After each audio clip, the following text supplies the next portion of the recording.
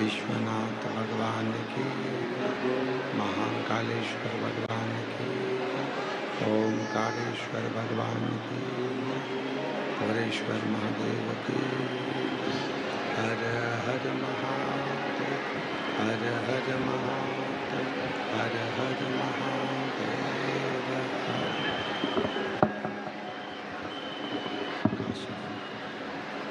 विश्वनाथ गोवर्धनी कपालदर्शी कैलाश विनाशी भगवान शिव, जिनकी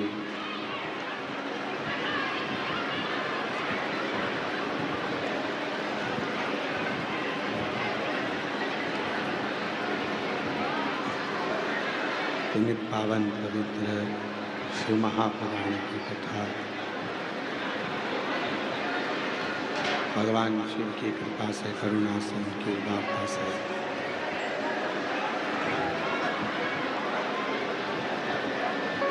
श्रवण करने का सौभाग्य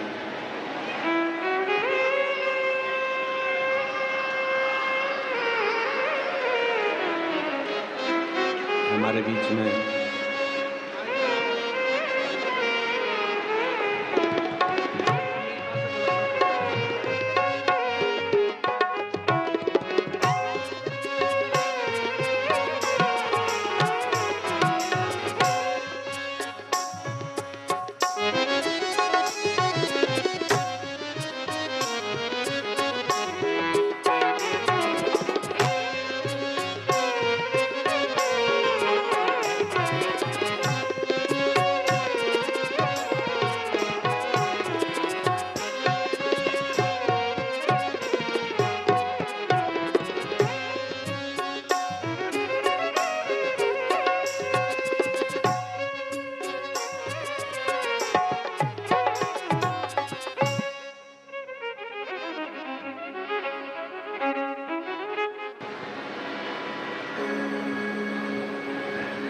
भगवान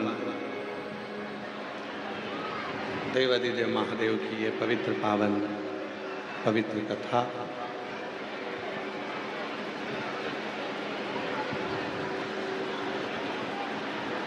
बाबा बलखंडीनाथ देवली बलिया की पवित्र पावन भूमि पर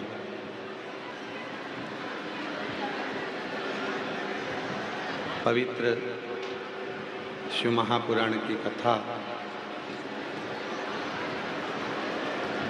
आयोजक श्रीमती पीतरी देवी जी, परम भक्त माननीय दयाशंकर सिंह जी, परिवहन मंत्री उत्तर प्रदेश सरकार श्री धर्मेंद्र सिंह जी बलिया उत्तर प्रदेश से, एक बार इनके लिए जोरदार ताली बजाकर साधुवाद, जिन्होंने इस पवित्र पावन शिव महापुराण की कथा को दिव्यता प्रदान करी। साथ ही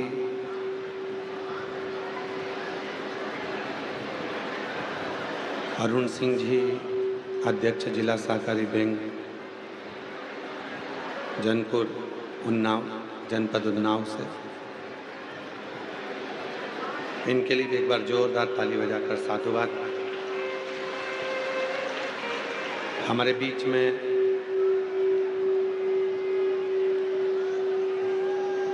परम पूज्य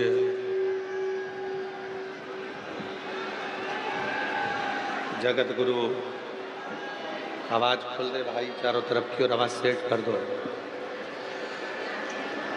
परम पूज्य जगत गुरु 1008 श्री सतुआ बाबा जी, संतोषाचार्य जी महाराज हमारे बीच में विराजमान हैं। एक बार जोरदार ताली बजाकर उनका साधुवाद। भगवान शिव की कृपा से, करुणा से, उनकी उदारता से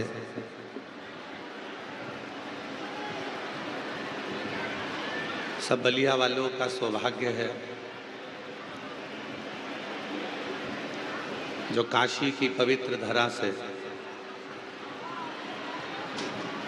काशी की पवित्र भूमि से, माँ गंगा के तट से चलकर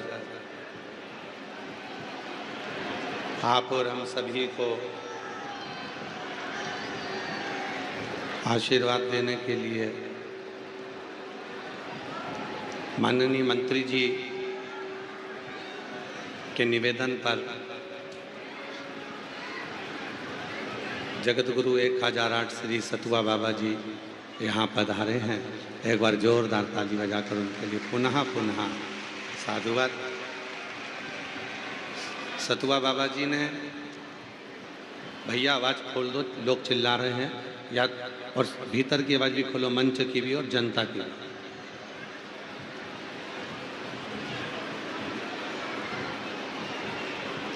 परम पूज्य सतुआ बाबा जी ने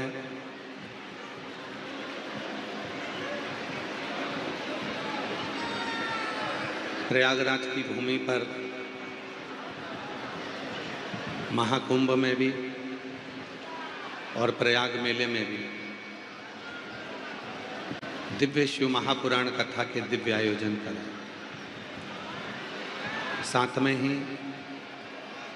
साथ ही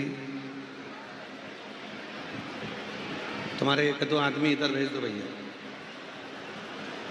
और इधर भी भेज दो, उधर भी भेज दो, थोड़ा खड़ा करके रखो।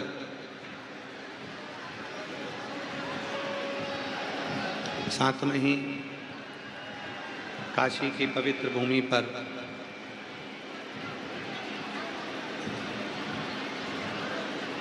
एक 1008 जगत गुरु श्री सतुआ बाबा जी के सानिध्य में दिव्य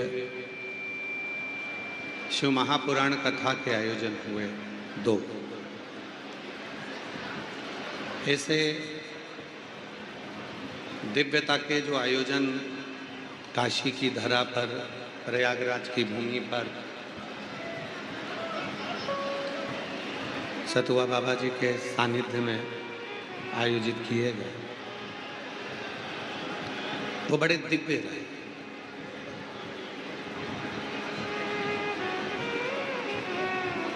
मैं निवेदन करूं सतुआ बाबा जी से कि बाबा जी, सारे भक्त आपका दर्शन करना चाहते थे, इसलिए इनके अंदर एक उत्साह भी बड़ा प्रबल आया। कल भी चर्चा चल रही थी कि प्रयागराज में, काशी में बाबा जी ने कथा करा दी तो कथा सुनने को मिल गई। शिव कृपा से ये सब दिव्यता के साथ में आयोजित हुआ। हमारे परिवहन मंत्री माननीय दयाशंकर जी की सहजता, सरलता, जो ये सभी संतों का दर्शन बलिया की पवित्र भूमि पर हो रहा है। ये पवित्र भूमि बलिया की, जहाँ माननीय परिवहन मंत्री उत्तर प्रदेश सरकार के श्री दयाशंकर सिंह जी ने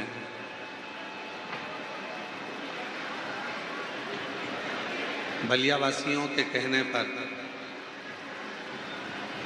बलिया की दीदियों के बोलने पर ये दिव्य शिव महापुराण कथा का दिव्य आयोजन रखा और बड़ी आनंदता के साथ आज ये कथा अपने पड़ाव पर चढ़ती चढ़ती 7वें दिन में प्रवेश कर रही है, 7वें दिन में पहुंच रही है। और ये शिव की ही कृपा है, भगवान शंकर की ही कृपा है, उन्हीं की उदार। आज कथा का 7वां दिवस है, 7वां दिन। भक्ति और मुक्ति, ये दो अलग अलग मार्ग हैं। भक्ति और मुक्ति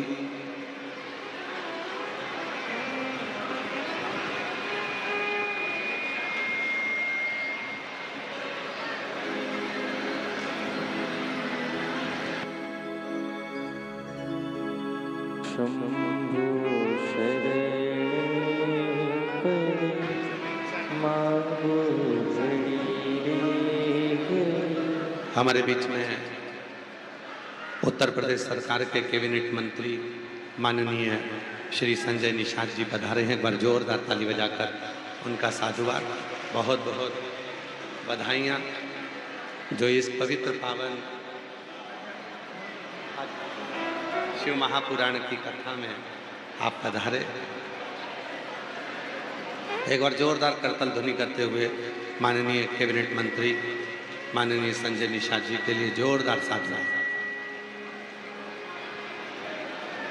शिव तत्व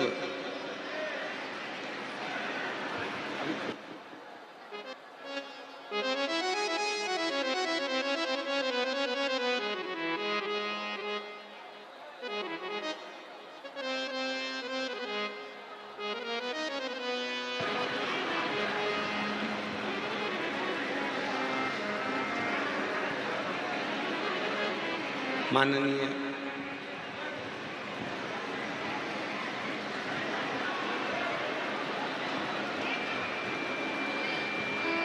मंत्री महोदय को थोड़ा आगे के मार्ग के लिए जाना है, इसलिए मैं माननीय कैबिनेट मंत्री श्री संजय निषाद जी से निवेदन करूंगा कि 2 शब्द आपके जन आए हुए शिव भक्तों को प्राप्त हों, उसके बाद में कथा प्रारंभ।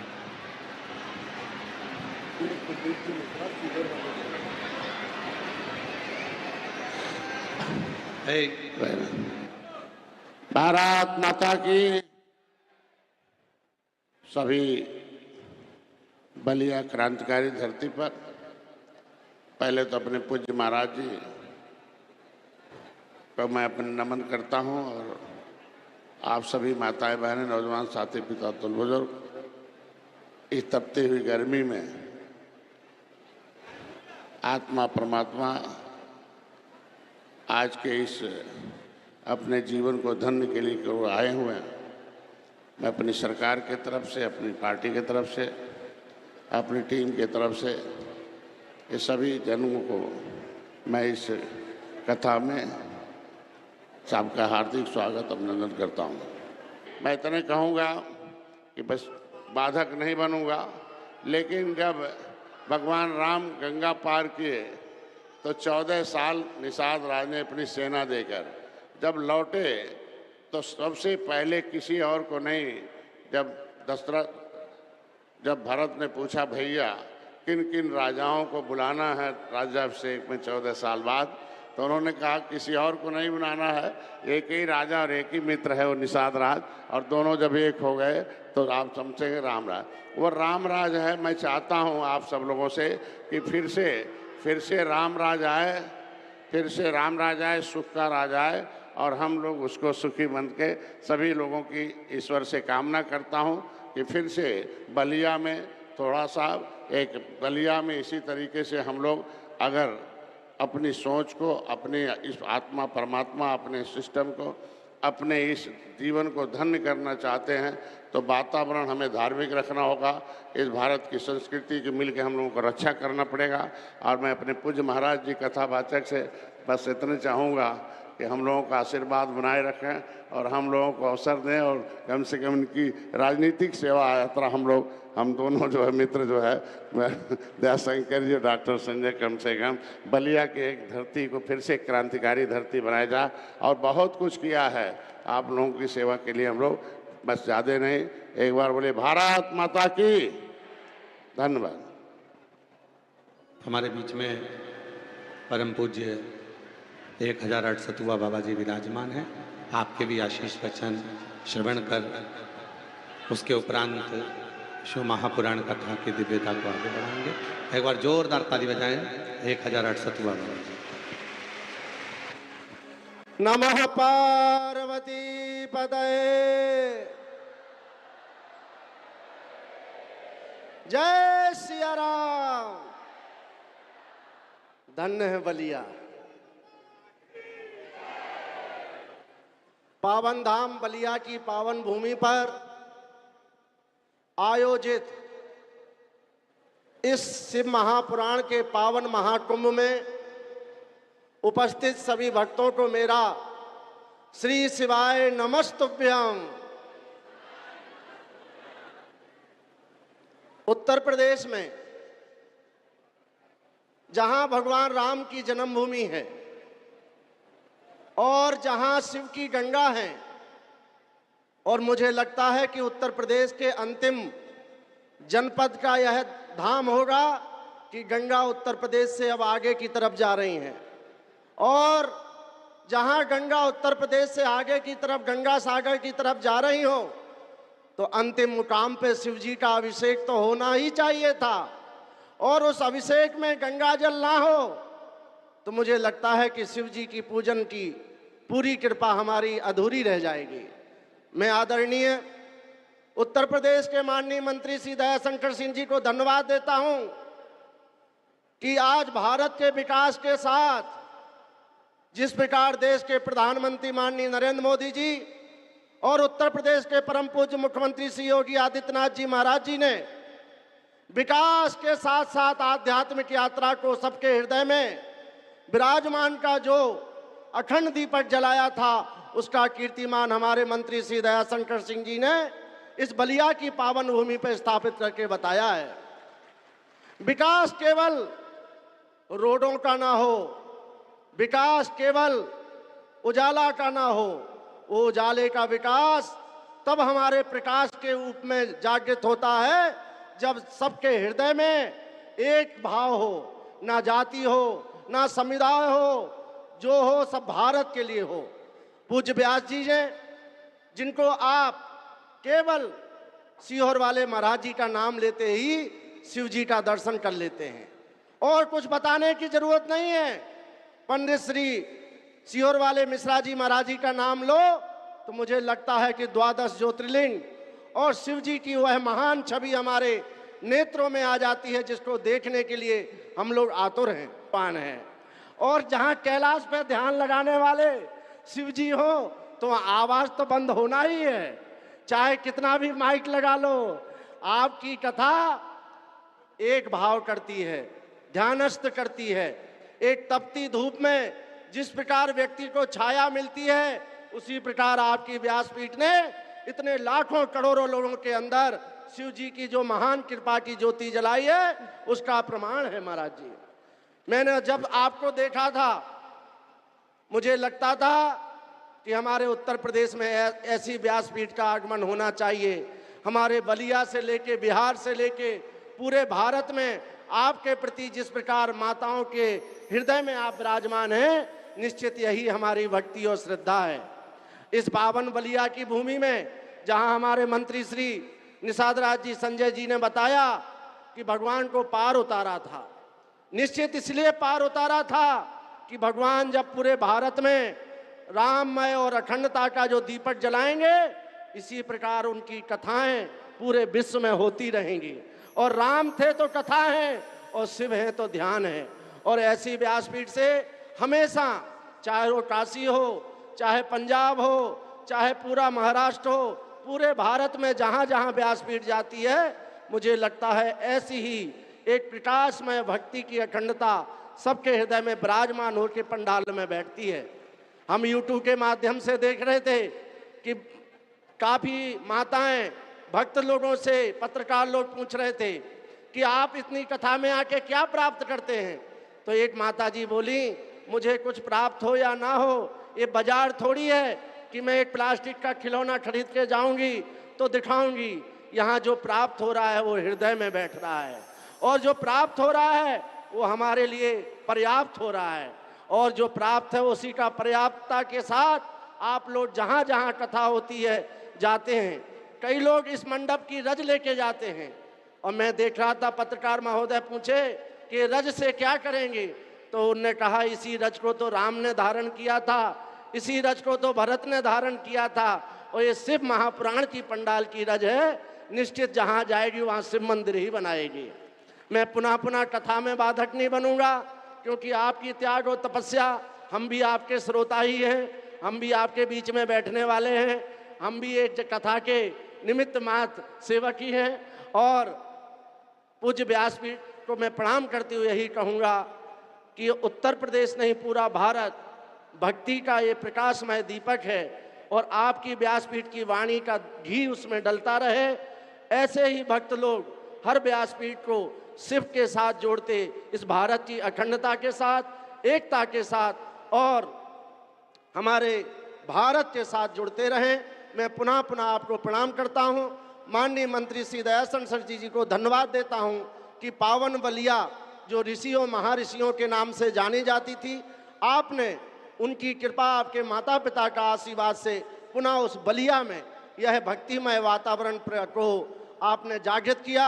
मैं प्रणाम करता हूं इस बलिया के महापुरुषों को, बलिया के सैनिकों को, बलिया के समस्त जनवासियों को कि आपने इस पावन बलिया को पुनः भक्तिमय जागृत किया है। मैं धन्यवाद देता हूं अपने उत्तर प्रदेश के परम पूज्य मुख्यमंत्री जी को, जिनके नेतृत्व में यह उत्तर प्रदेश जन जन तक जा रहा है, विकास के साथ जा रहा है। आज इतनी बड़ी कथाएं हो रही हैं, निश्चित उनका योगदान, उनका मार्गदर्शन उत्तर प्रदेश प्रशासन का, पुलिस प्रशासन का, समस्त लोगों का इसमें योगदान है, जिससे आज हम लोग प्रसन्नता के साथ ऐसे कार्यक्रम और ऐसी कथा सुन सकते हैं। मैं प्रणाम करते हुए अपनी वाणी को विराम देता हूं। श्री शिवाय। धन्यवाद। जय सिया राम। बहुत बहुत साधुवाद। हमारे बीच में जगत गुरु 1008 श्री संत बाबा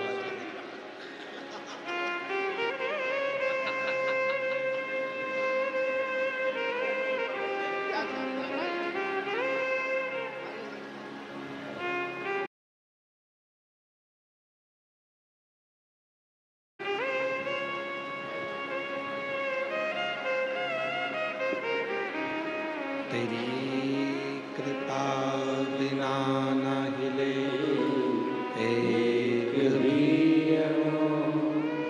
लेते श्वास तेरी कृपा से तनो बखान क्या करूं मैं रातों के का चपटी खजाना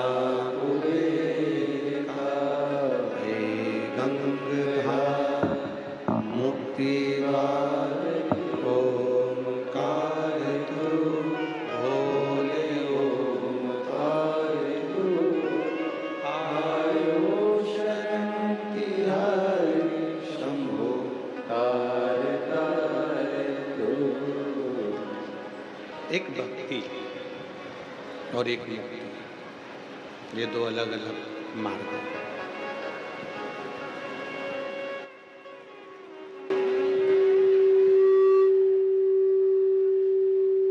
शिव कथा कहती है, जब हम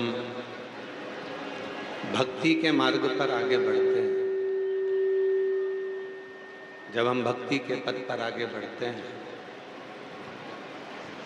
तो जो मुक्ति का मार्ग है वो अपने आप खुलता चलेगा। तुलसी बाबा जी ने रामचरितमानस में भगवान शंकर को विश्वास कहा है और पार्वती जी को श्रद्धा कहा है।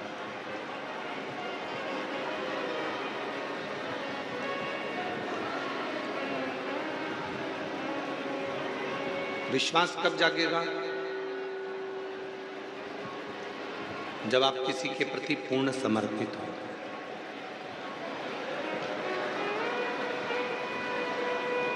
आज एक बेटा बाप के प्रति समर्पित नहीं है,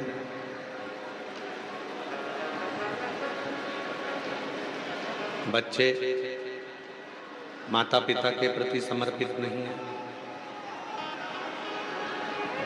भाई बहन के प्रति समर्पित नहीं है, भाई भाई के प्रति समर्पित नहीं है। जब तक एक दूसरे के प्रति समर्पण का भाव नहीं आएगा तब तक हमारे जीवन में विश्वास की प्रधानता नहीं है।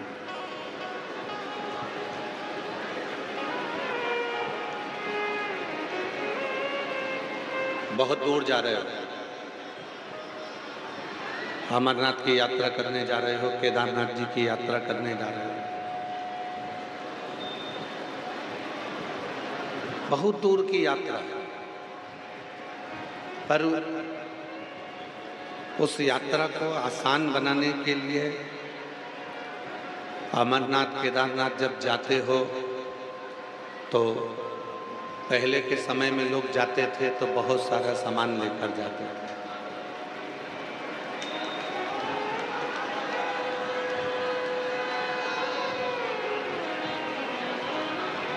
तो चिल्ला रहे हैं।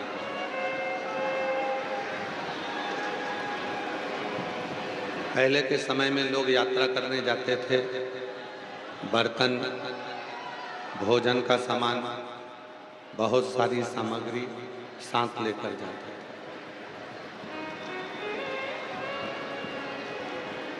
अब लोग यात्रा करने जाते हैं तो बर्तन साथ लेकर नहीं जाते।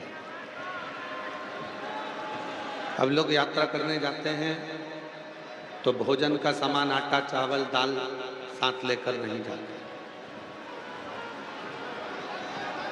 पहले लोग यात्रा करने जाते थे तो अपने साथ में कपड़े भी, सोने के लिए बिस्तर भी, बहुत सारा गादी, तकिया, ऐसा बहुत सारा बिस्तर लेकर जाते।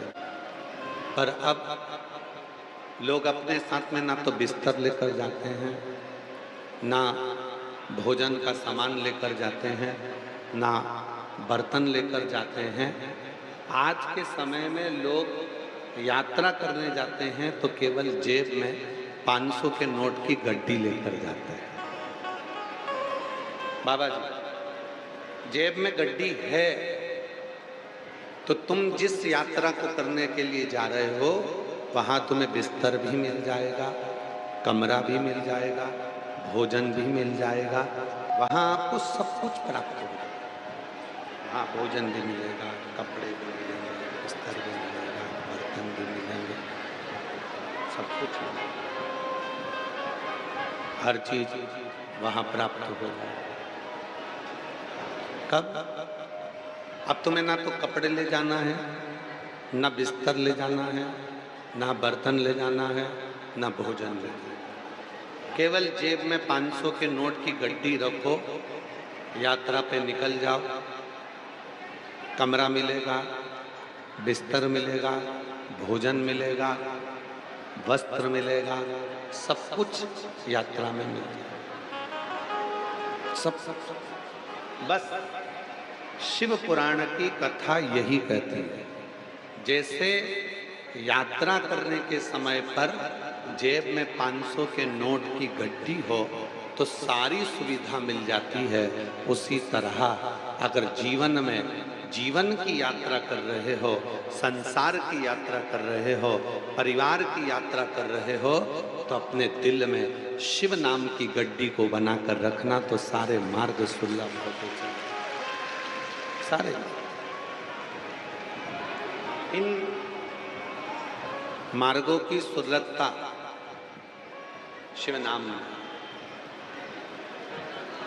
भगवान शंकर के नाम में, मंत्र में। और जो जैसी भावना लाया वो वैसा ही फल पाया, नहीं खाली उसे लौटाया, वो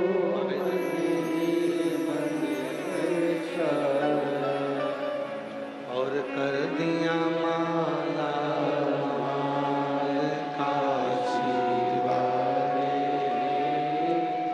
लुटा दिया भंडार काशी वाले, लुटा दिया भंडार काशी वाले, कर दिया माला माल काशी वाले।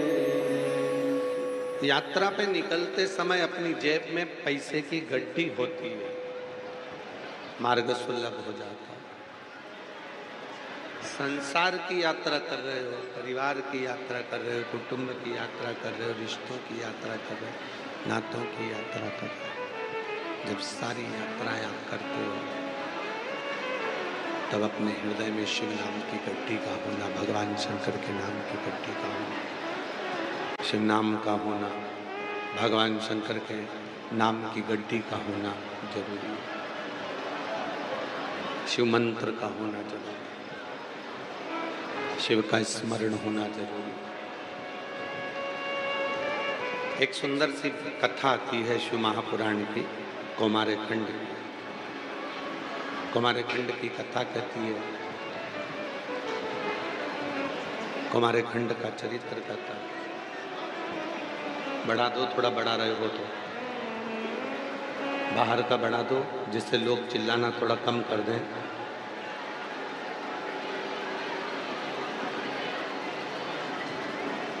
कौमार खंड में एक कथा आती है।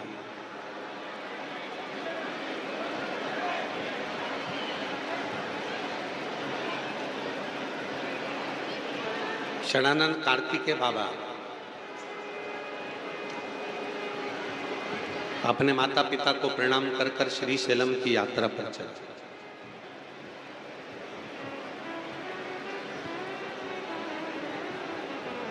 चलते चलते उनको 3 दर्शन हुए।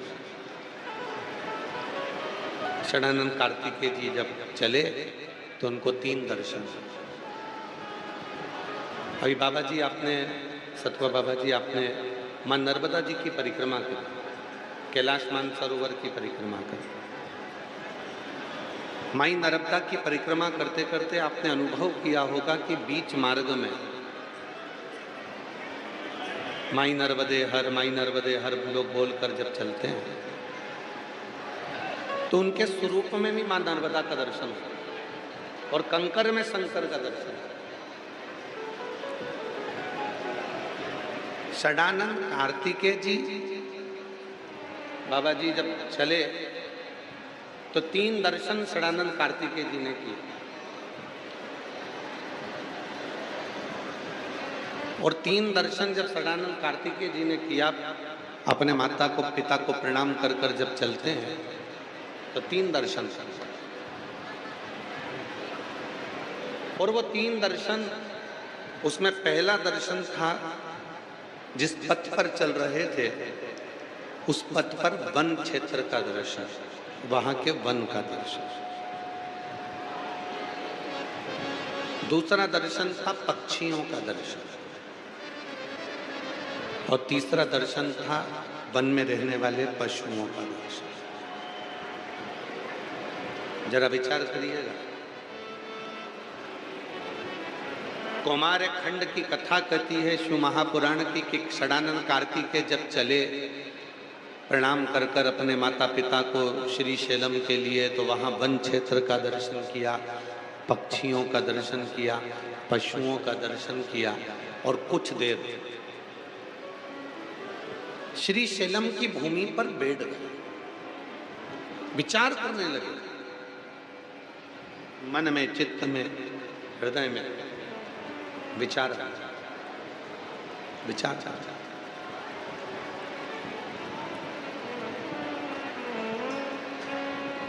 कि ये पूरे वन क्षेत्र में एक एक पत्ते में, एक एक पक्षी में, एक एक पशु में किसका संचार है? कौन है इसमें? इस पूरे वन क्षेत्र में कोई पौधे को लगाने वाला नहीं है। इस पूरे जंगल क्षेत्र में कोई पक्षी को दाना देने वाला नहीं है। इस पूरे वन क्षेत्र में, जंगल में कोई पशु को भोजन देने वाला नहीं। तो फिर इस वृक्ष को लगाया किसने? पक्षी को दाना दिया किसने? और पशु को भोजन दिया किसने? मनुष्य तो अपना कर्म करता है। 84 लाख योनियों में 83,99,999 योनियां छोड़ दो, उसके बाद में केवल एक योनि है मनुष्य की योनि जो पैसा कमाती है, जो धन कमाती है, नौकरी करती है, सर्विस करती है, धन कमा कर लेकर।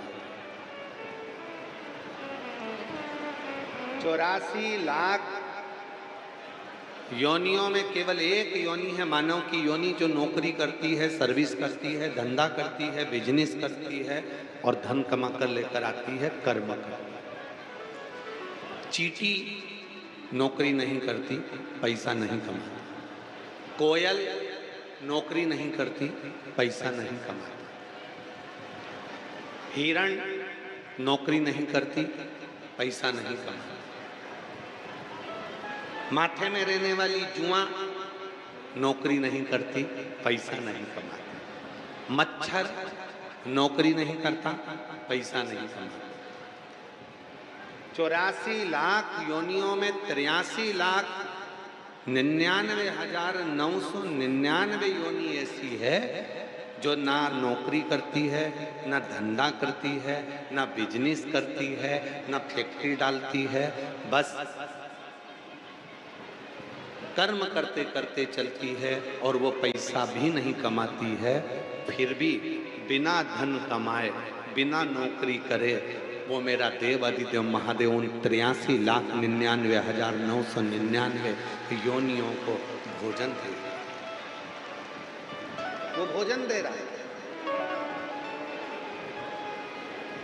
जिस बलिया की भूमि पर हम कथा श्रवण कर रहे हैं, ये बलिया की भूमि साधारण नहीं है। जरा विचार करिएगा, भृगु ऋषि स्वयं जिस भूमि पर आकर तप करते हो,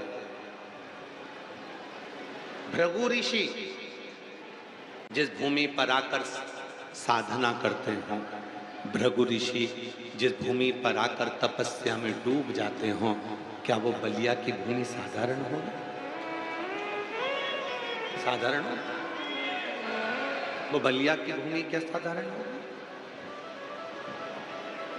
शिव महापुराण में भगवान शंकर पार्वती से कहते हैं, पार्वती मनुष्य के 4 जन्म होते हैं। थोड़ा सावधानी से सुनिएगा सारे बलिया वाले।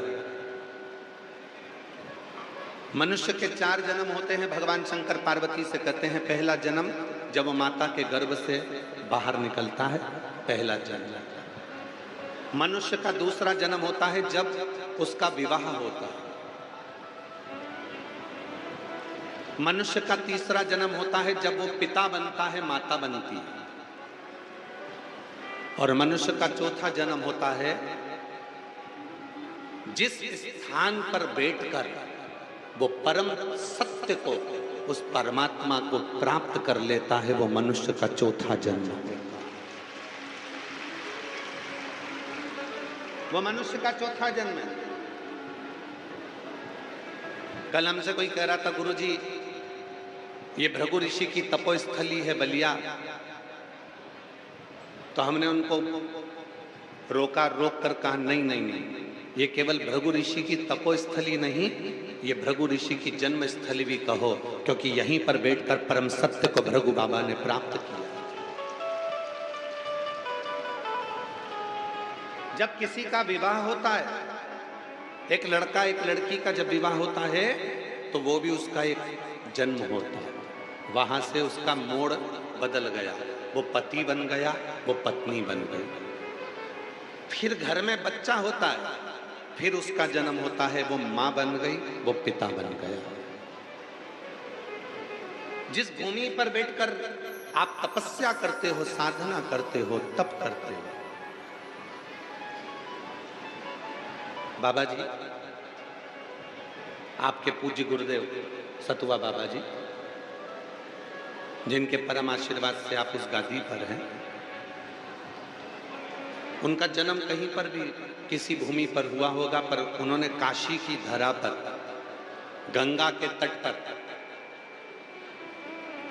आकर विश्वनाथ जी की साक्षी में तप साधना करी, उसी भूमि पर तप साधना करी और जिस भूमि पर तप साधना कर कर परम सत्य को पा लिए, शिव पुराण कहती है वही उनकी कर्म स्थली भी है, वही उनकी जन्म स्थली है, उनका दूसरा जन्म, चौथा जन्म भी वहीं पर है।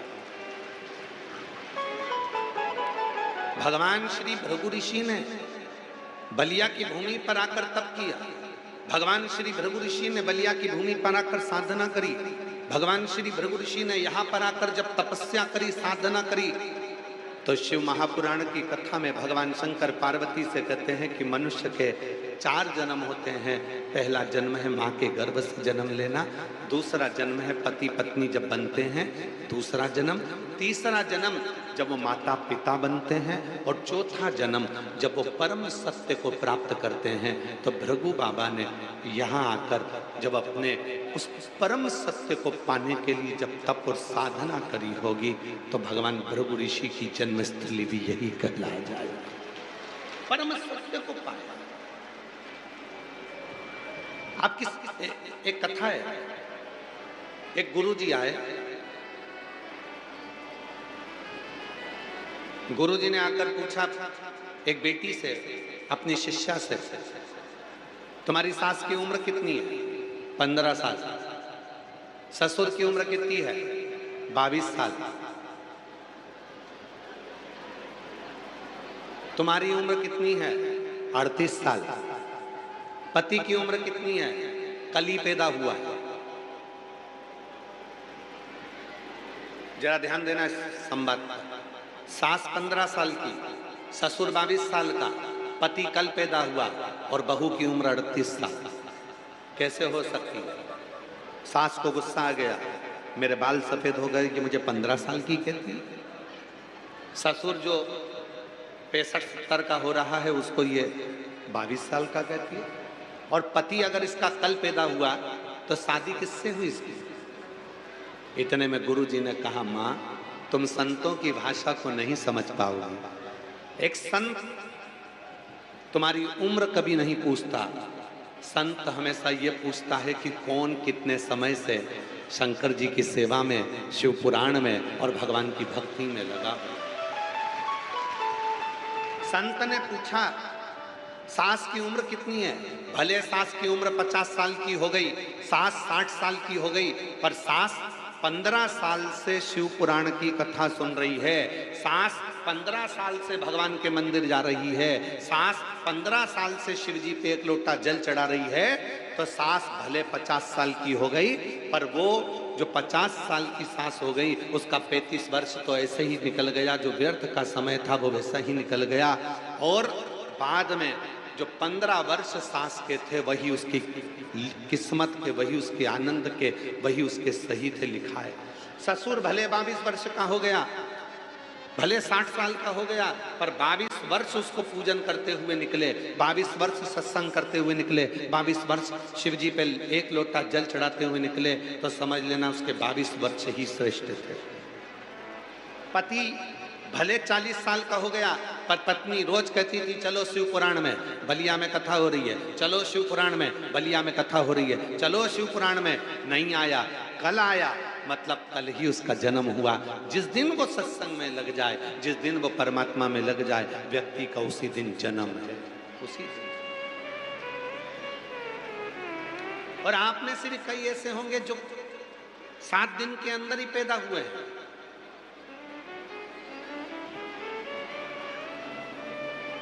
संसार में जितने भी जन्म लेते हैं वो 7 दिन के अंदर ही पैदा होते हैं। कोई रविवार, कोई सोमवार, कोई मंगल, कोई बुध, कोई गुरु, कोई शुक्र, कोई शनि, ऐसे ही जाएंगे। जन्म कितने दिन में हुआ? 7 दिन। शिव पुराण कितने दिन की हुई? बोलो बोलो, जम के बोलो जरा, अरे आवाज नहीं आई, बोलो। 7 दिन। जन्म कितने दिन में हुआ? 7 दिन में। शिव पुराण 7 दिन की। गोवर्धन पर्वत कितने कोस का है? जम के बोलो, 7 कोस। भगवान कृष्ण ने गोवर्धन पर्वत को अपनी उंगली पर उठाया, कितने दिन तक उठाया? 7 दिन तक। भगवान कृष्ण ने जब गोवर्धन पर्वत अपनी उंगली पर उठाया तब भगवान की उम्र कितनी थी? 7 वर्ष। 7 वर्ष के भगवान ने 7 कोस के गोवर्धन पर्वत को 7 दिन तक अपनी उंगली पर उठाकर रखा। भागवत जी 7 दिन की, शिव पुराण 7 दिन की, हमारा और आपका जन्म 7 दिन का, रविवार सोमवार मंगल बुध गुरु शुक्र और शनि। रविवार को जन्म हुआ, सोमवार को बड़े हुए, मंगलवार को ब्याह हुआ, बुधवार को बच्चे हुए, गुरुवार को बीमार पड़े, शुक्रवार को हॉस्पिटल गए, शनिवार को सीताराम हो गए। 7 दिन ऐसे ही निकल, जीवन के 7 दिन ऐसे ही समाप्त हो। जन्म 7 दिन का है, मृत्यु 7 दिन की है, कर्म 7 दिन का है, जो कृत्य हम कर रहे हैं ये 7 दिन का है, और यही 7 दिन में हमारा जन्म है। यही 7 दिन,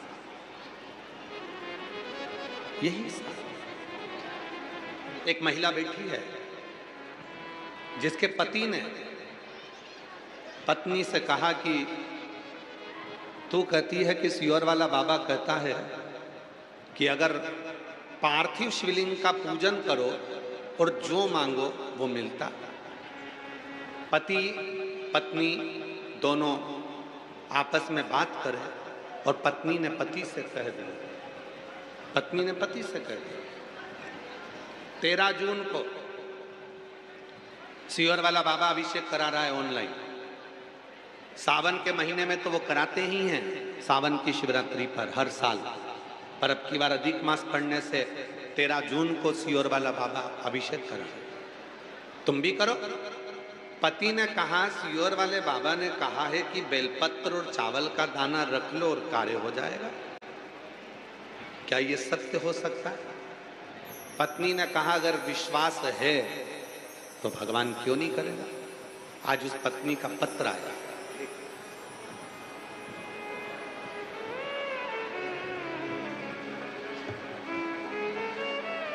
पत्र देखिए।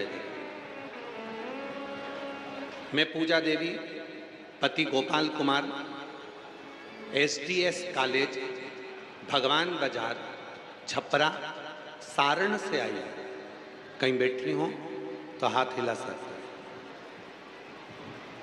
मैं पूजा देवी, पति गोपाल कुमार, मैं एसडीएस कॉलेज, भगवान बाजार, छपरा, सारण से आई।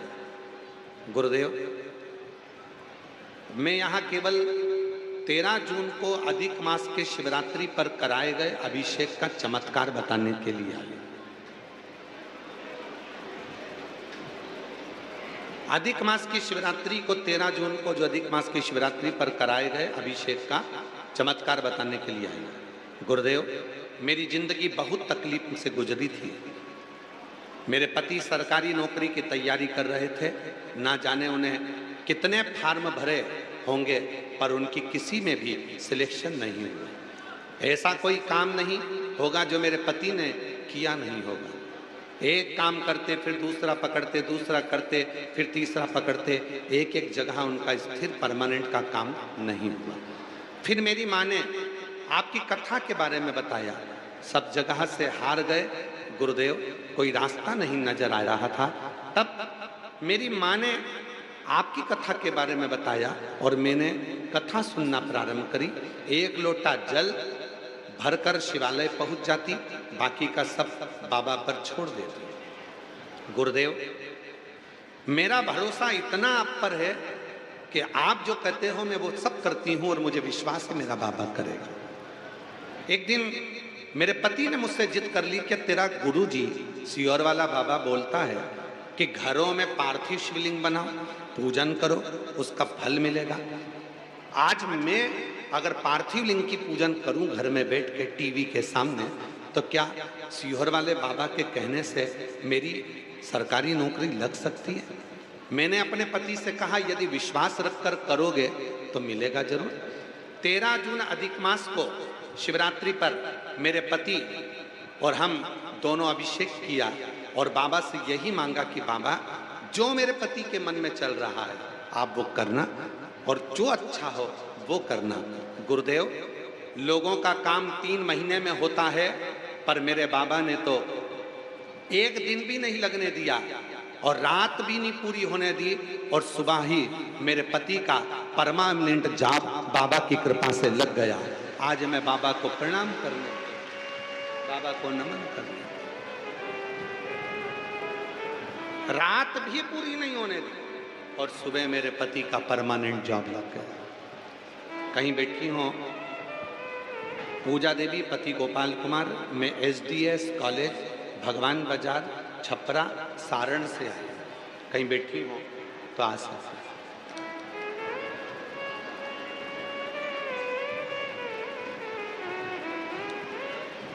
जो दिल से मांगोगे वो दिल से दे देगा, जो दिल से मांगोगे वो दिल से दे देगा। मेरा भोला भंडारी है, मेरा भोला भंडारी है, खाली झोली मेरा भोला भंडारी है, खाली झोली भर देगा। मस्तक पे चंदा है उजियारा कर देगा, मस्तक पे चंदा है उजियारा कर देगा। मेरा भोला भंडारी है, मेरा भोला भंडारी है, खाली झोली भर देगा। मेरा भोला भंडारी है, खाली झोली भर देगा। किस कामना से आए? आज सोमती अमावस्या है, अधिक मास की सोमती अमावस्या 30 साल के बाद पड़ी है और वो 30 वर्ष के बाद जो अधिक मास की सोमती पड़ी है अमावस्या, ये शिव की कृपा से आपको शिव पुराण कथा बलिया में श्रवण करने का सौभाग्य मिला। ये उसकी उदारता है। हमने आपको कथा के बीच में कहा था आपसे हमको जलन हो रही है। एकादशी कथा में पड़ गई, प्रदोष कथा में पड़ गई, शिवरात्रि कथा में पड़ गई, कथा की शिवरात्रि कथा में पड़ गई और बचा कुचा था तो आज 15 जून को अधिक मास की सोमती अमावस्या भी पड़ गई। हमने कहा था तुमसे हमें जलन हो रही है बहुत ज्यादा कि कोई पुण्य, और यह पुण्य हमारा नहीं है और यह पुण्य आपका भी नहीं है, यह बलिया का गौरव है जो भृगु ऋषि की पवित्र तपोस्थली पर बैठकर यह कथा हो रही है तो उसका आनंद, बनखंडी नाथ जी के पवित्र प्रांगण में यह कथा हो रही है उसका आनंद, बालेश्वर महादेव के पवित्र प्रांगण में यह कथा हो रही है ये उनका आनंद, गंगा मैया सरयू मैया की गोद के मध्य में यह कथा हो रही है उसका आनंद, और वीर क्रांतिकारियों की पवित्र भूमि पर यह कथा हो रही है ये उसका आनंद है। ये किसी दूसरे का नहीं। ये संतों का दर्शन हो रहा है हमारे बीच में, सतुआ बाबा जी विराजमान है, बीच बीच में संत साधु आते रहे, ये सब किनके ये कहीं ना कहीं इस भूमि का तीव्र बल है।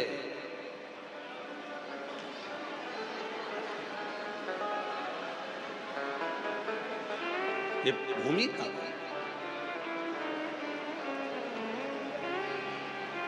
और खाली न जाता कोई दर से तुम्हारे, खाली न जाता कोई दर से तुम्हारे, मैं भी खड़ी हूँ नंदी बार पसारे, अपने हृदय से लगा लो गिरा जा रहा हूँ, उठा लो भोले अपने दर से अब तो न टारो, गिरी जा रही हूँ, उठा लो। कोई पुण्य तो है आपके जीवन का, कोई सत्कर्म तो है आपके जीवन का। कहते हैं 5 पंडाल में बैठकर कथा श्रवण करने वाले के जीवन के सारे आनंद शिव पंचानंद स्वरूप में प्रदान कर देता है।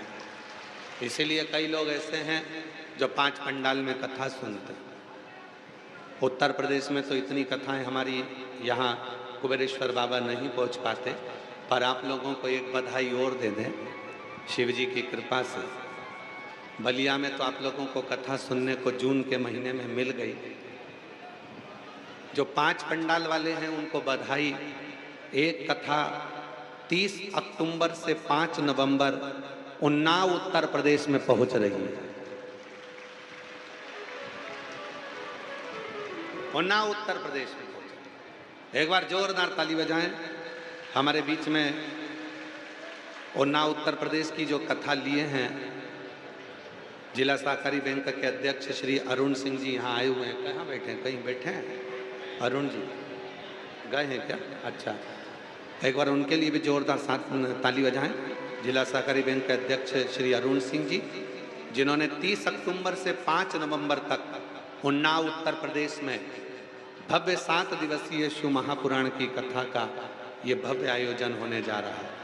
और आप लोगों को बधाई जो उन्नाव उत्तर प्रदेश के आसपास के क्षेत्रवासी हैं, माँ गंगा के तटवासियों को, जो शिव जी ने कृपा कर कर आप लोगों के लिए कथा कानपुर लखनऊ वालों के लिए भी उन्नाव में भेज दी है। तो आप लोगों के लिए बहुत बहुत सारा। और हमारे इस कथा के जो संरक्षक हैं वह हमारे माननीय परिवहन मंत्री जी श्री दयाशंकर जी ही रहेंगे उसके संरक्षक। एक बार जोरदार ताली बजाएं साधु का। तो मैं पुनः आपको साधुवाद देता हूँ। सतुआ बाबा जी बड़ी सुंदर कथा लेकर आए जिसके संरक्षक श्री दयाशंकर जी ही रहें और अरुण जी इस कथा को लेकर आए। जोरदार ताली बजाएं एक बार करतर ध्वनि से। बहुत बहुत साधुवाद के साथ में 30 अक्टूबर से 5 नवंबर 2026 उन्नाव उत्तर प्रदेश की पवित्र भूमि फिर शिवमय के साथ में आनंदमय के साथ में रहेगी। खूब आनंद लेंगे। हर हर। तो ये भृगु ऋषि की जो तपोस्थली है, ये जो भृगु ऋषि की साधना स्थली है बलिया, इस बलिया का ही कुछ तेज प्रताप, जहां जीव अपने मन का भाव रखकर हृदय से शिव भक्ति में डूबता है।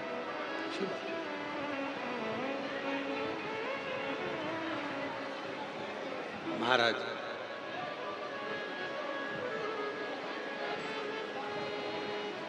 शिव कथा करती है। शिव कथा एक जीवन का सर्वाधिक सुख है।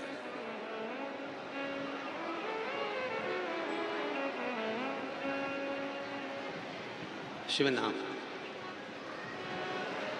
शरणानंद कार्तिकेय जी जा रहे हैं, उन्होंने 3 चीजों का दर्शन किया, वन क्षेत्र का, पक्षी का, पशु।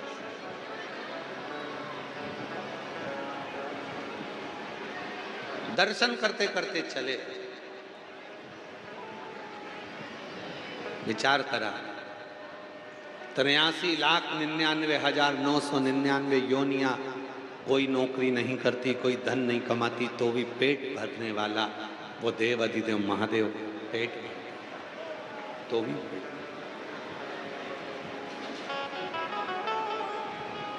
अजगर करे ना चाकरी, पंछी करे ना काज, दास मलू का कह गए सबके दाता। वो कर रहा, कोई दूसरा नहीं कर रहा, करने वाला। और प्रभु आपकी कृपा से सब काम हो रहा है। प्रभु आपकी कृपा से सब काम हो रहा है। करते हो भोले आप ही के पति ने अभिषेक किया और विश्वास के साथ करा और बाबा की कृपा से परमानेंट जॉब हो गया। शिव की कृपा से जोरदार ताली बजाएं साथ करते हो भोले बाबा, मेरा नाम हो रहा है। भोले आपकी कृपा से सब काम हो रहा है। भोले आपकी कृपा से सब काम हो रहा है। इसीलिए शिव कथा कहते हैं, शिव पुराण कहते हैं, शिव तत्व कहते हैं। विश्वास कब होगा? जब हमारा समर्पण पूर्ण होगा।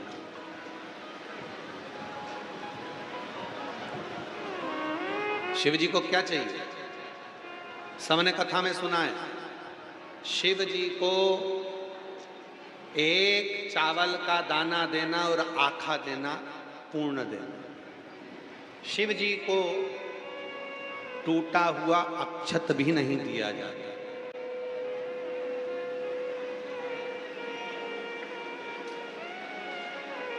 श्रीफल, नारियल भगवान शंकर को फोड़कर नहीं दिया जाता, पूर्ण दिया जाता।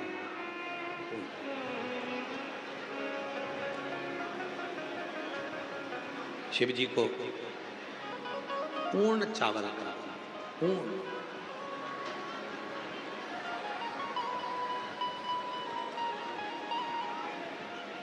एक अच्छा नारियल होता है, एक बेकार नारियल होता है।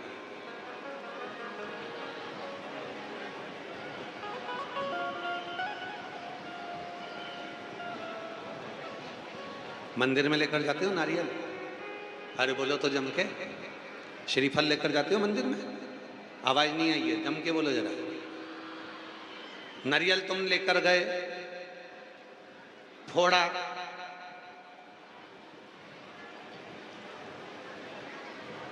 सड़ा निकल गया, घर लेकर जाओगे वापिस? अरे बोलो तो जम के नहीं। क्या करोगे?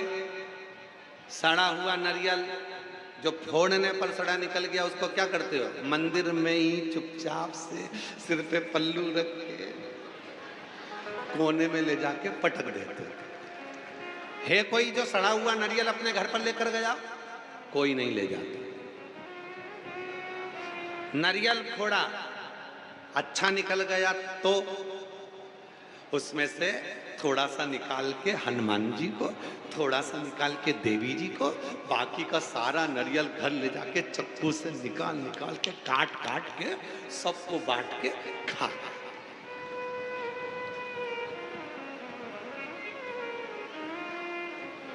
पूरा नारियल।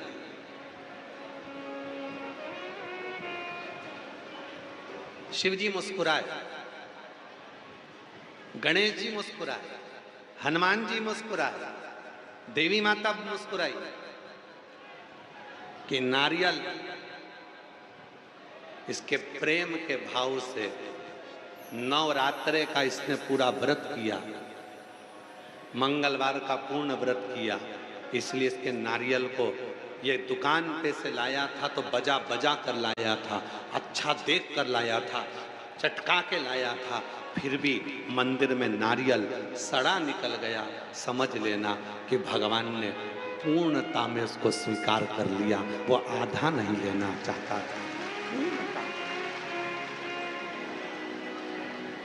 बजा कर देखा, कानों में आवाज लगा कर देखा कि नारियल में पानी की आवाज आ रही कि नहीं आ रही, उसको चटका कर देखा कि उस नारियल में आवाज आ रही कि नहीं आ रही, उसके बाद भी अच्छा है, बेहतरीन है, पानी वाला है, सब बढ़िया, और थोड़ा बेकार निकल गया।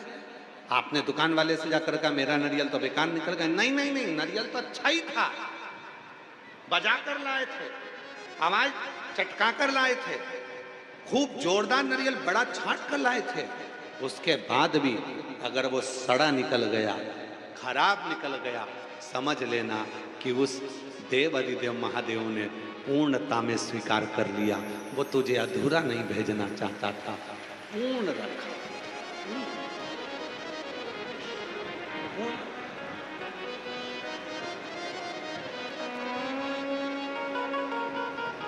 उसने अधूरा नहीं। एक पत्र है, अच्छा था।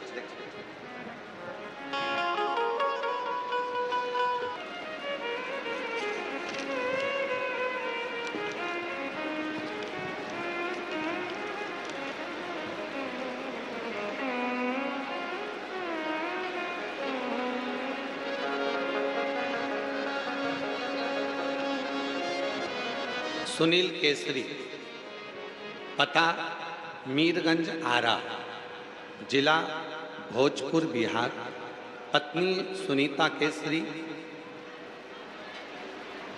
सादर प्रणाम। मेरा नाम सुनीता केसरी है। कहीं बैठी हो तो हाथ हिला सकती हैं। पत्नी सुनीता केसरी, भोजपुर बिहार, मीरगंज आरा से शिव पुराण कथा नियमित रूप से सुनती आ रही है। गुरुदेव, एक लोटा जल और पशुपतिनाथ व्रत का क्या बखान करूं? बाबा, मेरे को 2023 से शरीर के एक साथ 4 रोग हो गए थे। छाती में गठान हो गई थी, टीवी हो गई थी, टाइफाइड हो गया था और पीलिया हो गया था। 4 रोग हो गए। छाती में गठान हो गई, टीवी हो गया, टाइफाइड हो गया, पीलिया हो गया। तब डॉक्टरों ने बोला इनको पटना ले जाओ। अस्पताल में एडमिट करा गया, इलाज चालू हुआ। डॉक्टर भी समझ नहीं पा रहे थे कि चारों रोग में से कैसे कंट्रोल करें। फिर भी मेरे पास इतने पैसे नहीं कि मैं अस्पताल में जाकर बहुत समय तक रह सकूं। हॉस्पिटल में पैसा बहुत लग रहा था।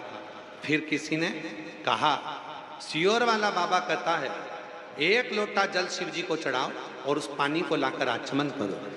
बस मेरे बच्चों ने वही करना प्रारंभ करा और आज बाबा की कृपा से मैं पूर्ण तरह से स्वस्थ होकर अपने घर आ गया। गुरुदेव, मेरे 2 बच्चे जो मेरी सेवा में लगे रहे, एक बेटा एक बेटी,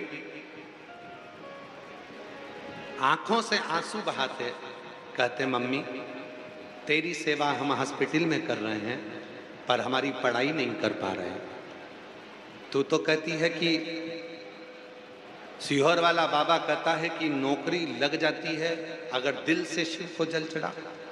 मैंने अपने बच्चों से कहा कि तुम पशुपतिनाथ का व्रत करना शुरू करो, पशुपतिनाथ का व्रत करना शुरू करो और बाबा पर विश्वास पूर्ण करो। सीहोर वाला बाबा जो बोले वैसा करो। हमने 5 व्रत पूर्ण करे। मेरी तबीयत भी बाबा ने ठीक कर कर मुझे घर भेजा और बाबा की कृपा से मेरे बच्चों की ऐसी कृपा मेरे शिव जी ने कर दी। पशुपतिनाथ करते से ही मेरे बेटे का 12th बीपीएससी द्वारा शिक्षक में सरकारी नौकरी के पद पर मेरे बेटे की नौकरी लग गई। गुरुदेव, सोचा नहीं था कि शिव इतनी कृपा करते हैं। हम तो केवल हॉस्पिटल में भी मोबाइल पर कथा सुन रहे थे और मेरे बाबा ने दूसरी कृपा ऐसी करी, मेरी बहू भी नौकरी जेईई इंजीनियर पद पर मेरी बहू को भी नौकरी लग गई। आज मैं बाबा को यहाँ पर धन्यवाद देने के लिए आई हूँ। गुरुदेव, बाबा बाबा है, जब देता है तो छप्पर फाड़ कर देता है। ये शिव की ओर शंकर की।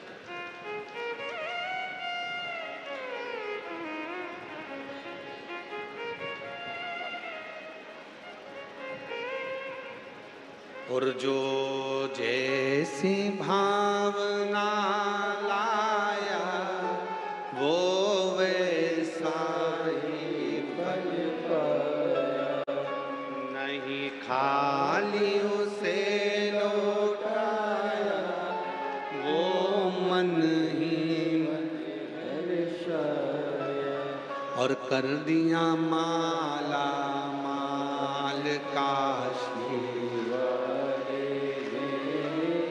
लुटा दिया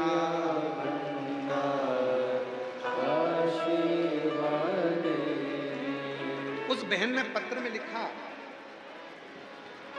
उसने अपने पत्र में लिखा, हॉस्पिटल में भी मैं मोबाइल पर कथा सुनती रही, मेरे बच्चों से कहती रही कि तुम हिम्मत मत हारना, वो हाथ पकड़ेगा छोड़ेगा। दुख है, तकलीफ है, कष्ट है, परेशानी है, आप उसका स्मरण तो करो। फिर वही वाली बात आ गई जो परसों कही थी, भीड़ में तन्हाई में प्यास की गहराई में मुझे तुम याद आते हो, मुझे तुम याद आते हो। भीड़ में तन्हाई में प्यास की गहराई में मुझे तुम याद आते हो, मुझे तुम याद आते हो। उसका स्मरण तो करो। तकलीफ आई, कष्ट आया, परेशानी आई, और जैसे ही परेशानी आई वैसे ही तुम्हारे चित्त में, तुम्हारे मन में, तुम्हारी वृत्ति में, तुम्हारे हृदय में शिव का मंत्र श्री शिवाय नमस्तुभ्यम स्मरण में आ गया। एक लोटा जल लेकर तुम शिव के धाम चले गए। तुमने भरोसा कर कर भगवान शंकर पर पूर्ण विश्वास करा, और भरोसा कर कर जब तुम शिव के पास गए, निश्चित है तुम्हारा वो भरोसा सफल होगा और शिव तुम पर कृपा जरूर करेगा। ये निश्चित। क्यों आए हो बलिया की भूमि पर? क्यों बैठे हो इतनी तपतपाती हुई धूप में? 40-45 डिग्री टेम्परेचर में बैठकर कथा का रसतत्व ग्रहण करना। कीचड़ पानी में जब पानी गिर गया तो कीचड़ में बैठकर भी कथा का रसतत्व ग्रहण करना। क्यों आए?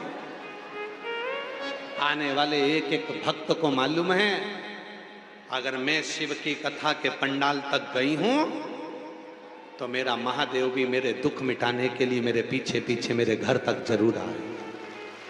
तुमको मालूम?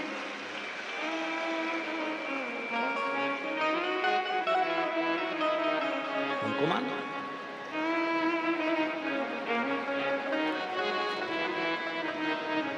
उसको मालूम? इसीलिए आप लोगों से कहते हैं अपने अपने घर के दरवाजे पर एक एक स्टिकर चिपका दो। कौन सा स्टिकर? श्री शिवाय नमस्तुभ्यम।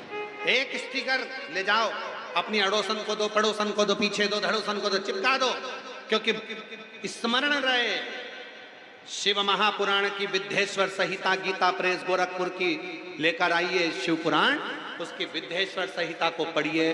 विद्येश्वर संहिता में लिखा है श्री शिवाय नमस्तुभ्यम बोलने वाले के मुख का मात्र दर्शन कर लो तो अपने जीवन की सारी उलझनें समाप्त होती है, अश्वमेध यज्ञ का फल मिलता है और कार्य में सफलता मिलती है। ये गीता प्रेस गोरखपुर की शिव महापुराण की कथा आप लेकर आइए शिव पुराण और उसकी विद्येश्वर संहिता पढ़िए। तो हमें अपने दरवाजे पर जब श्री शिवाय नमस्तुभ्यम का स्टिकर चिपका देते हैं, कोई आया कुछ बुरी खबर भी बताने आया तो वो पढ़ेगा, तुम दरवाजा खोलोगी, उसके मुख का दर्शन करोगी तो कुछ तुम्हारी जिंदगी में अच्छा होना प्रारंभ होगा।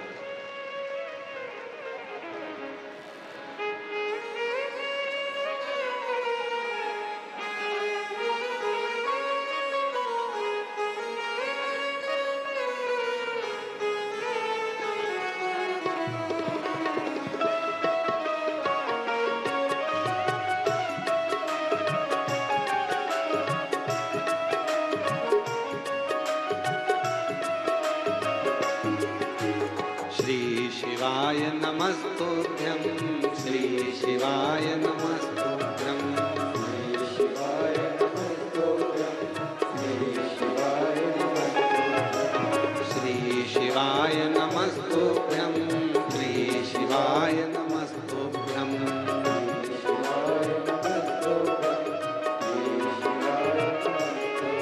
अपनी किस्मत का ताला हो, अपनी किस्मत का ताला हो, अपनी किस्मत का ताला तुम खोलते चलो। श्री शिवाय नमस्तुभ्यं तुम बोलते चलो।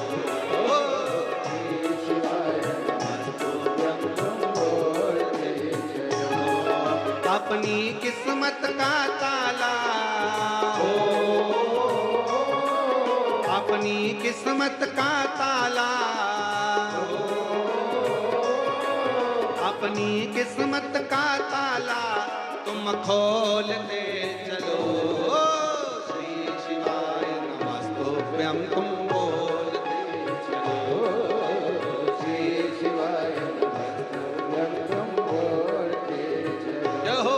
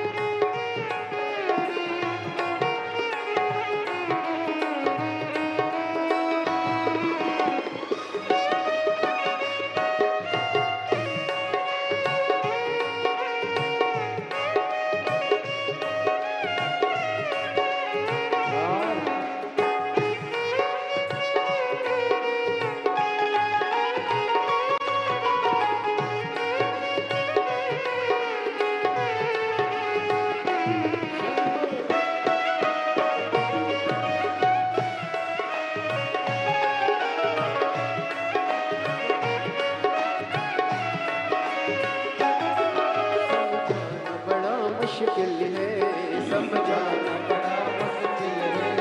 आखिर वो दर्द दिल है, आखिर वो दर्द दिल है।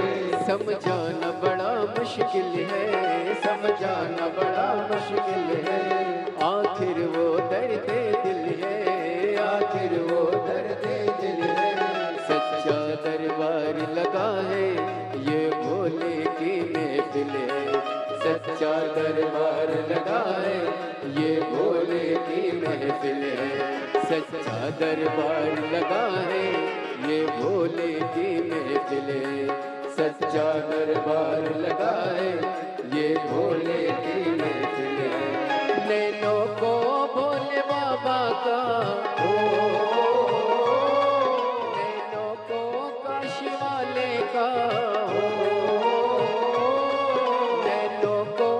हर वाले का दीदार चाहिए। वो काशी रहने वाला भोलानाथ चाहिए। वो काशी रहने वाला भोलानाथ चाहिए। नैनों को डमरू वाले का, नैनों को काशी वाले का, नैनों को सीहोर वाले का, नैनों को काशी वाले का दीदार चाहिए। वो काशी रहने वाला भोलानाथ चाहिए। काशी रहने वाला भोलानाथ चाहिए।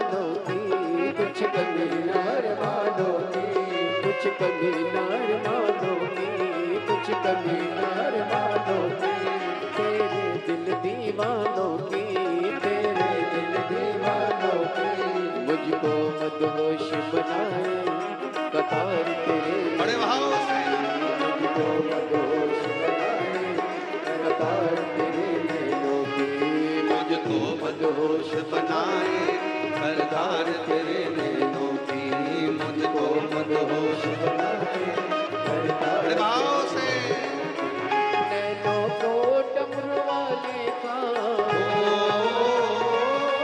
नैनों को काशी वाले का नैनों को सिहर वाले का दीदार चाहिए वो काशी रहने वाला भोलानाथ चाहिए वो काशी रहने वाला भोलानाथ चाहिए नैनों को काशी वाले का नैनों को डमरू वाले का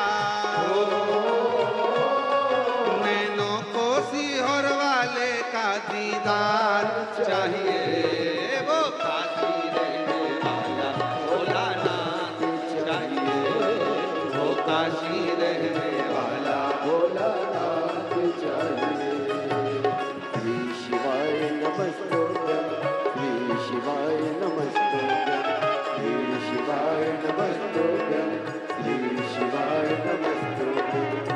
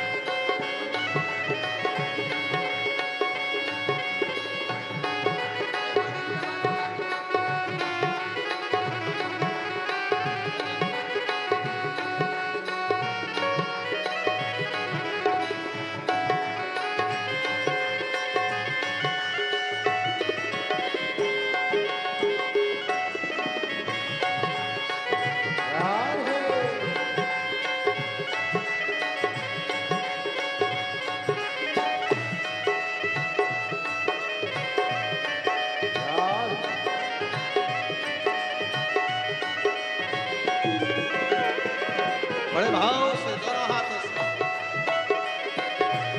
हमारे बीच में श्रीमती विजय लक्ष्मी गौतम जी श्री ग्राम विकास मंत्री उत्तर प्रदेश शासन से हमारे बीच आई हैं। एक बार जोरदार ताली बजाकर उनके लिए साधुवाद।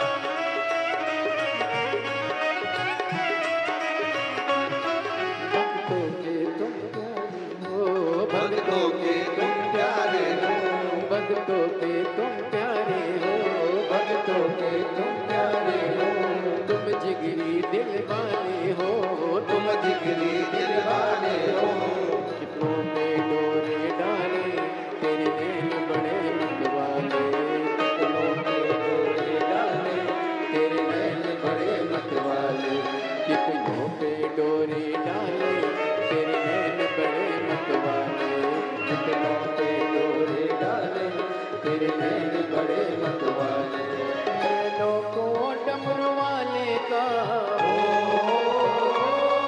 नैनों को काशी वाले का नैनों को सिहर वाले का दीदार चाहिए वो काशी रहने वाला भोलानाथ चाहिए वो काशी रहने वाला भोलानाथ चाहिए नैनों को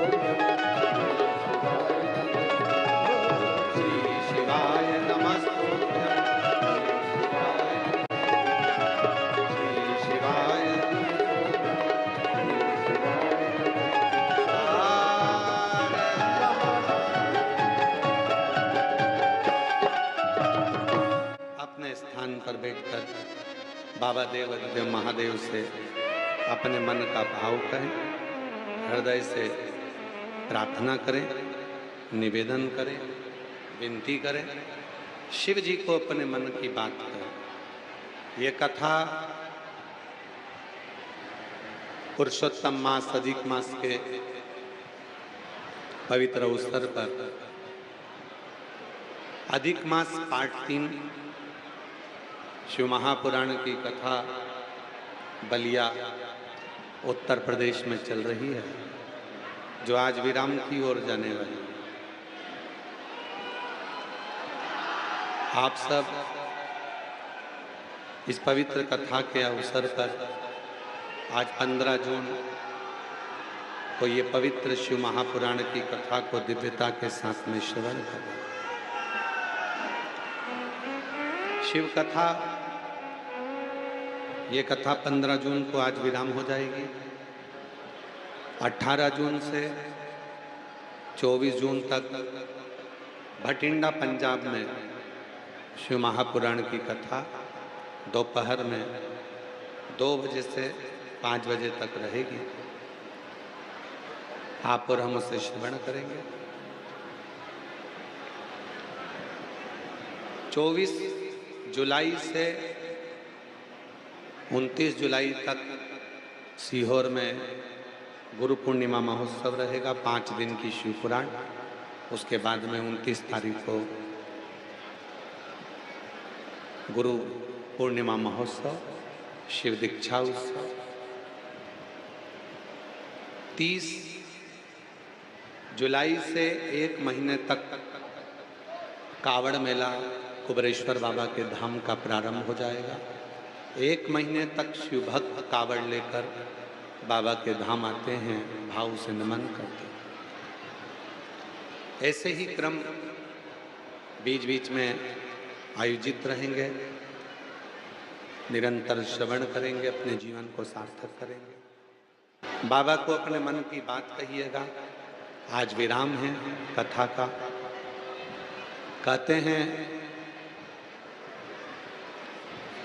मेहमान जाते हैं तो अपने घर के बच्चों को कुछ देकर जाता है, और कुबरेश्वर बाबा की ये पोथी जब वापिस सीहोर के लिए जाती है तो ये कुबरेश्वर बाबा की पोथी भी अपने आए हुए भक्तों को कुछ ना कुछ देकर जरूर जाती है। तो हृदय से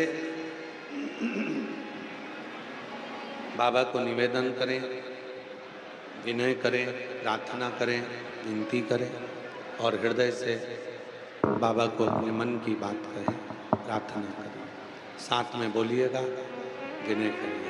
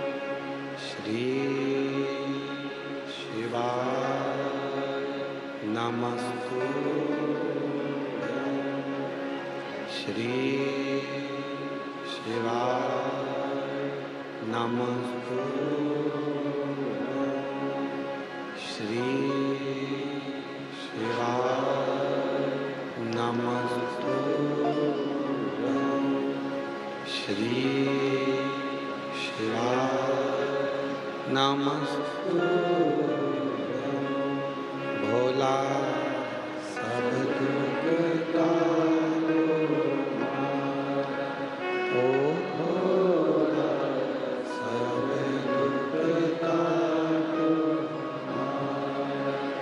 शिव शंकर जप